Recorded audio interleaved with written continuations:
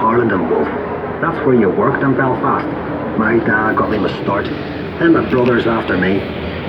You could hear the noise from where we lived, but nothing prepared you for the size of the place. They put me to work on 401. That's what we called her. We knew she'd be the largest passenger ship in the world, but we didn't call her Titanic then. I was there from the beginning. I watched the shipwrights lay the keel blocks. They set big wooden blocks on the slipway to start with, then the keel atop of it, like a backbone, and the frames attached to that, like a skeleton. Workshops everywhere. It took weeks to find your way around.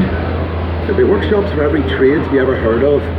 Painters, sailmakers, coppersmiths, boiler makers, cabinet makers. I even learned a bit about French polishing off them. Harland was a fine place to work, but dangerous.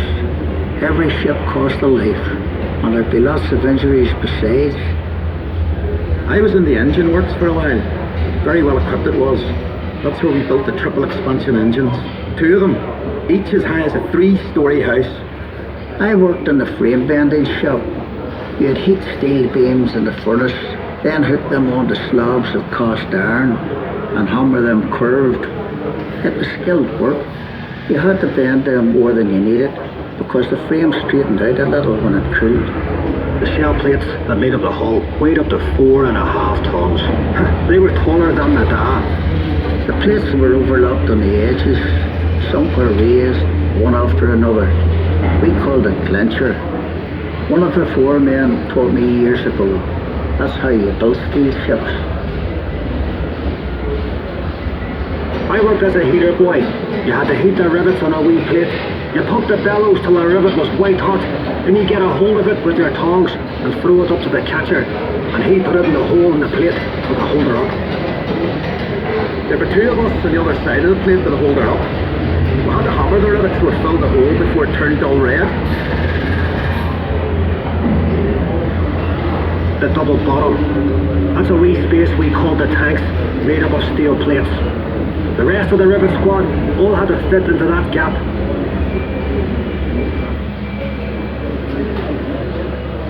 One of the foremen would check each rivet with a special hammer. If it made a ringing sound, we'd have to go back and chase it out after work. I'd get scared working down in that double bottom. You only had candles for light, and the constant hammering against the shell plates. You could hear it all over Belfast. Some of those boys ended up stone deaf, so they did. We were paid 31 bob a week.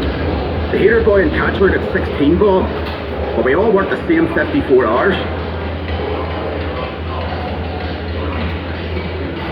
The upper deck was steel too, and part of the strength of the ship. There's no straight lines in a ship, and when you look down the weather deck, you could see the shear of the hull, the stopped her flexing at sea. The stern frame had to be strong enough to take the rudder turning in heavy seas.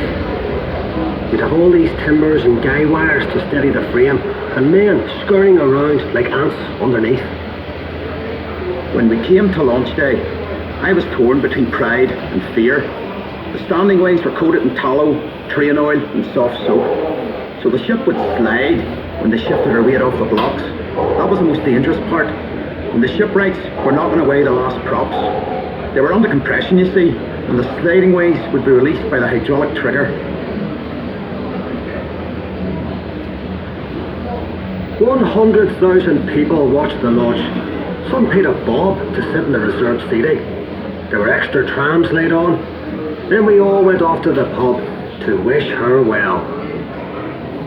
Ach, you were proud to be an island man that day. And Titanic was the pride of Belfast.